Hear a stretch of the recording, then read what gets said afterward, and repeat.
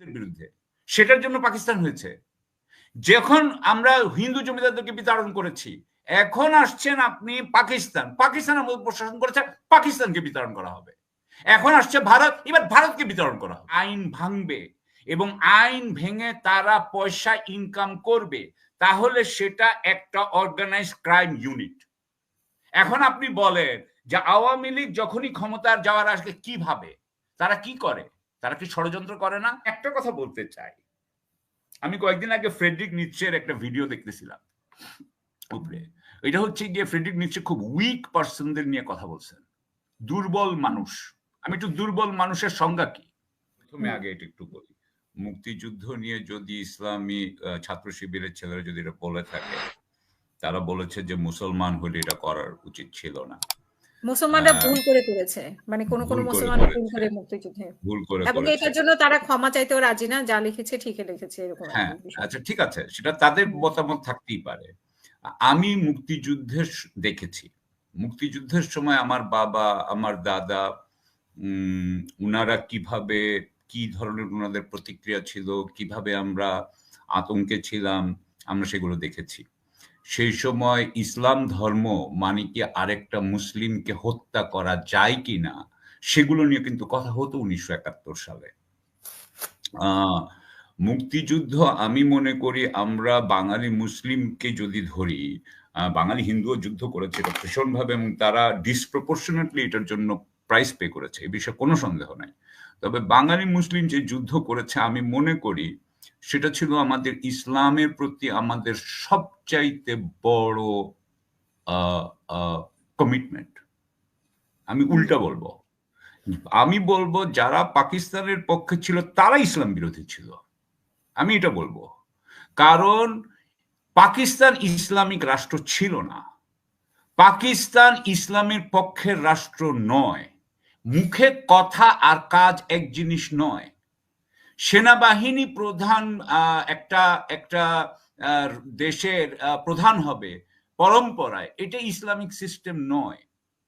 আমি মুক্তিযুদ্ধ চেতনার মানুষ, মুক্তিযুদ্ধ চেতনার ব্যাপারে আমি কোনো মতেই আপোষ করতে রাজি না। আমি হাসিনার বিরুদ্ধে যুদ্ধ করেছি, আমি মুক্তিযুদ্ধ চেতনার পক্ষেও থাকবো। কারণ আমাদের বাঙালি মুসলমানের উপরে যে অত্যাচার করবে তার বিরুদ্ধে আমরা দাঁড়াবো। আমরা পাকিস্তানের, আমরা ব্রিটিশদের, আমরা প্রথমে দাঁড়িয়েছিলাম হিন্দু জমিদারদের বিরুদ্ধে, সেটার জন্য পাকিস্তান হয়েছে। যখন আমরা হিন্দু জমিদারদেরকে বিতাড়ন করেছি, এখন আসছেন আপনি পাকিস্তান, পাকিস্তান আমাদের প্রশাসন করেছে, পাকিস্তানকে বিতরণ করা হবে। এখন আসছে ভারত, এবার ভারতকে বিতরণ করা হবে। আমাদের উপরে যে অত্যাচার করতে আসবে তাকেই বিতরণ করা হবে, এটা হচ্ছে কথা। এখানে ওই সমস্ত দাড়ি টুপি এগুলো আনবেন না। দাড়ি টুপি নির্বাচনে নামেন, দেখা যাবে, দেখা যাবে আপনাদের দাড়ি টুপির শক্তি কত।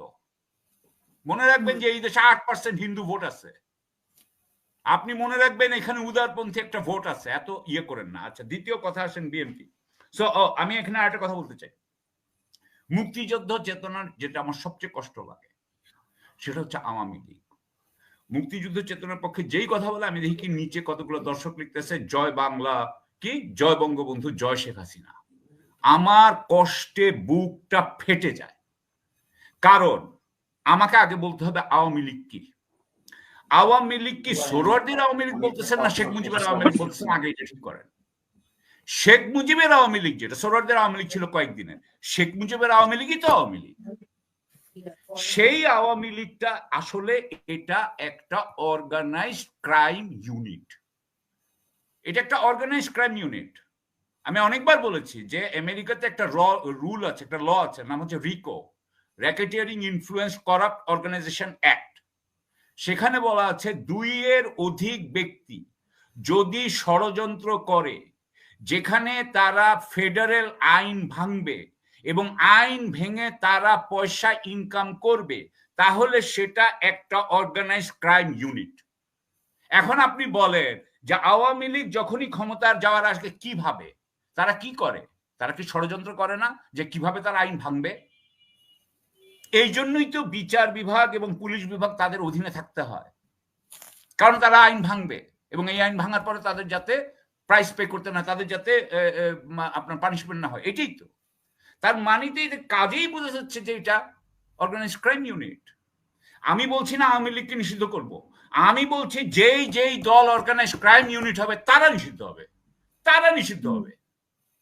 আরেকটা কথা বলি, এবার আসেন, আমি বিএনপির, আমি কিন্তু এগুলো একটা কথা কিন্তু কোনো কাউকে ব্যক্তিগতভাবে এখানে বিএনপি শক্তি এবং ছাত্রদের শক্তির মধ্যে একটা কম্পিটিশন আমার মনে হয়। আমি আরেকটু বলি, আমি কিন্তু কাউকে ব্যক্তিগতভাবে বলছি না। বিএনপিও ক্রাইম ইউনিট, বিএনপিও organise crime unit, it is organise crime unit. Jamaat চাঁদাবাজি হয়, এটা কি অর্গানাইজ ক্রাইম না? না, জামাতকে আপনি কি বলবেন? এটা অর্গানাইজ ক্রাইম না কি? এখানে তো মামুন ভাই আছে, মামুন ভাই তো আইন সেই ক্ষেত্রে জামাতকে কি বলবেন? জামাতকে কি বলবেন? জামাতকে কি বলবেন? জামাতকে আপনি অর্গানাইজ ক্রাইম ইউনিট বলতে পারবেন না, তারা এগুলো করে না। যদি তারা করতো তাহলে অন্য কথা, তাদের ব্যাপার অন্য। কিন্তু এগুলো অর্গানাইজ ক্রাইম ইউনিট, এবং এই অর্গানাইজ ক্রাইম ইউনিটে চাঁদাবাজি থাকবেই। সুতরাং নির্বাচন যখন হবে, যখন বিএনপি আসবে, তখন আবার এই সব কিছুই আগের মতো চলে যাবে। Organize crime unit. আমি এবার আসি সংস্কারের প্রশ্ন। সংস্কার করতে হবে, মামুন ভাই বলেছেন। আমাদের দেশের রাজনৈতিক দলগুলোর পলিটিক্যাল ইকোনমি যতদিন এইরকম যে তার তৃণমূল কর্মী, তার মধ্যম পর্যায়ের কর্মী নেতা এবং তার জাতীয় পর্যায়ের কর্মী নেতাদের দুর্নীতি ছাড়া কোনো ইনকামের পথ থাকবে না, ততদিন ধরে তারা কখনোই স্বাধীন বিচার বিভাগ এবং স্বাধীন পুলিশ বিভাগ করতে দিবেন না। এটা তো বোঝা যায়। আপনি এই সংস্কারগুলো যখন আপনি করবেন, এই আলোচনাগুলো ছাড়া করবেন? আপনি কি স্টুপিড? আপনি ঘরের মধ্যে বসে বসে কি লিখেন এগুলা? আপনি কোন, আমি একটা কথা বলি, যে কখনো রাঁধে নাই সে দিবে রান্নার রেসিপি? এটা অসম্ভব। এখন আমি বলি সংস্কার আসলে এই জন্য হচ্ছে না। সংস্কার ইনারা করবেন কিভাবে? উনারা তো নির্বাচনে দাঁড়াচ্ছেন না, তো নির্বাচন না করলে, ওনারা আইন না করে ওটা কি অধ্যাদেশ দিয়ে হয়ে যাবে? অধ্যাদেশ তো কালকে যেই আইন, যেই দল আসবে, ধরে নিচ্ছে বিএনপি আসবে, তারা কালকে অধ্যাদেশ ফেলে দিবে। এটা শাহাবুদ্দিন সাহেবের পরেও হয়েছিল, এটা 111-এর পরেও হয়েছিল, এটা এবারে হবে। সুতরাং আমি যেটা বলতে চাচ্ছি যে উনারা সংস্কারটা কিভাবে করবেন এটাই তো বলতে পারেন নাই। আমি হইলে বলতাম যে আপনি এই সংস্কারগুলোকে গণভোটের মাধ্যমে পাশ করায় নেন, 80% ভোট আনান এটার পক্ষে। আপনি আমাদের সমস্ত এই যে এক্সপ্যাট্রিয়েট আছে, আমাদের যত প্রবাসী আছে, তাদেরকে ভোটে আনেন, বড় বড় কাজগুলো করেন, একটাও করতে পারেন। সো এইভাবে সংস্কার হয় না। এখন আর আপনি কি বলবেন আমি জানি না। আরেকটা কথা বলে বলতে চাই, আসলে বাংলাদেশের সমস্যা, আপনি একটু বললেন না বিএনপির কথা শুনতে হবে, দিস দ্যাট বললেন না আপনি? না, বিএনপি মানে বিএনপির কথা শুনতে হবে নাকি ছাত্রদের কথা শুনতে হবে? মানে কার বেশি আসলে হয়েছে কি শুনেন, আসলে কার ক্ষমতা বেশি, এরকম একটা প্রতিযোগিতা এখন চলছে যে বিএনপির আসলে কারো কোনো ক্ষমতা বেশি না ছাত্রদের। আসলে কারো কোনো ক্ষমতা নেই, আসলে কারো কোনো ক্ষমতা নেই।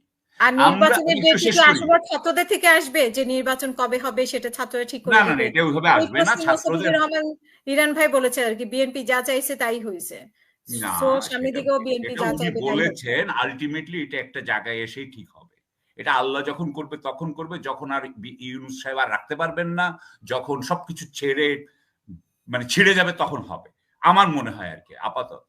তবে আমি একটা কথা বলতে চাই, আমি কয়েকদিন আগে ফ্রেডরিক নিটশের একটা ভিডিও দেখতেছিলাম উপরে। এটা হচ্ছে গিয়ে ফ্রেডরিক নিটশে খুব উইক পার্সনদের নিয়ে কথা বলছেন, দুর্বল মানুষ। আমি একটু দুর্বল মানুষের সংজ্ঞা কি?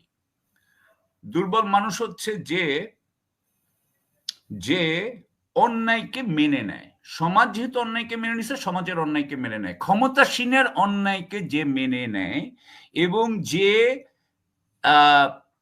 ন্যায় বিচারের থেকে দূরের পথে থাকে, অর্থাৎ বাস্তবতার চিন্তা করে সে ন্যায় বিচার থেকে দূরে থাকে। এটা হচ্ছে ধরেন কথা। তো ধরেন আজকে যদি আমি বলি যে বাস্তবতার চিন্তা করে কেউ তো বসুন্ধরার মালিককে তো ধরছে না, সেটা বিএনপিও ধরছে না, সেটা জামাতও কথা বলে না, সেটা আমাদের গভর্নমেন্টও বলে না। তো তাহলে এটা কি? এই একটা জিনিস আমি আপনাকে বলি যে এগুলো হচ্ছে সব দুর্বল মানুষের, বুঝছেন, কংগ্রিগেশন।